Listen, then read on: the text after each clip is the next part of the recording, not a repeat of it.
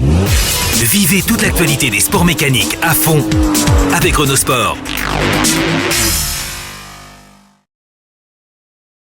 Première expérience au rallye de Bourbon, différentes péripéties. Et voilà, on a continué notre petit bout de chemin par la suite. Avec Nazir, ça se passe très bien. Et Nazir qui démarre le ramadan aujourd'hui d'ailleurs. Ça va être compliqué pour lui. Oui, il n'a pas pu être là ce soir d'ailleurs pour la soirée de présentation. Et bon, il a fait quelques rallyes auparavant en étant en ramadan. Donc bon, apparemment il est habitué, quoi. Bon, un truc de particulier pour toi, c'est ton premier tour auto. Qu'est-ce qu'on ressent une fois qu'on s'est engagé? Il y a un truc particulier quand on sait qu'on va participer au tour auto ou c'est un rallye comme un autre rallye? Non, le tour c'est un peu plus prestigieux, on va dire, que les autres rallyes de la saison. Forcément on a un petit peu plus de pression, il est long.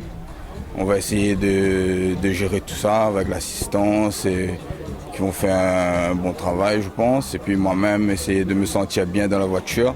Le parcours, moi, ça m'inspire vraiment des spéciales assez rapides dans l'ensemble. Beaucoup d'allonges, vraiment pas beaucoup de sinueux. Après, le dimanche, vraiment une grosse partie avec les radiers, Cambourg. Et voilà.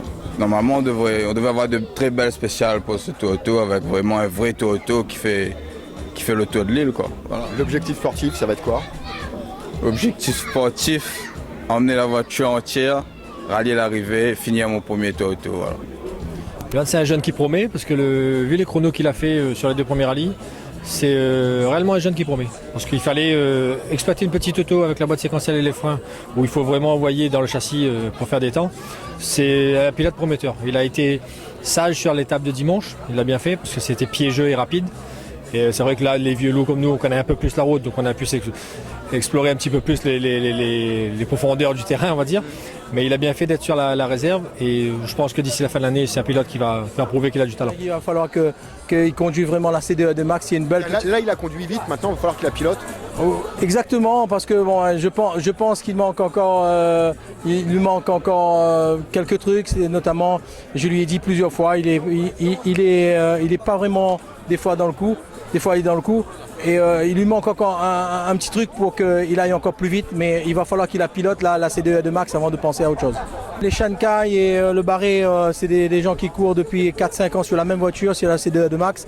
Et Johan, c'est un tout nouveau, il faut qu'il apprend et je pense qu'il apprend vite et lorsqu'il va bien comprendre la C2, je pense qu'il ira vite, mais pour l'instant, il faut qu'il apprend. Encore une fois, c'est des pilotes très expérimentés qu'il a en face de lui, tels que Shankai et Gianni Barré. Et il faut lui laisser le temps d'apprendre, mais je peux vous dire que dans l'avenir, c'est un pilote qu'il faudra compter dessus.